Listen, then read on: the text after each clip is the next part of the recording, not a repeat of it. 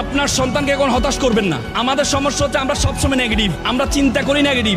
আমরা সন্তানকে বলি তোর দ্বারা কিচ্ছু হবে না, বলি কিনা তোর দ্বারা কিচ্ছু হবে না, তুই রিক্সা চালা না। হতাশ করবেন না সন্তানকে, সন্তানকে হতাশ করবেন না, সন্তানকে হতাশ করবেন না। সন্তান যদি প্রতিযোগিতা অংশগ্রহণ করে, সন্তান যদি প্রতিযোগিতা অংশগ্রহণ করে, ধরেন 100 জন প্রতিযোগিতা অংশগ্রহণ করেছে, আপনার সন্তান হয়েছে 20তম, আপনি কি বললেন, কি রে বেটা তোর আগে 19 জন পাস করে ফেললো, তুই কি করলি?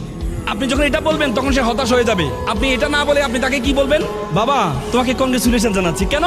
তুমি 80 জনকে হারিয়েছো। কতজনকে হারিয়েছো? 80 জনকে হারিয়েছো। এজন্য তোমাকে কংগ্রেচুলেশন জানাচ্ছি।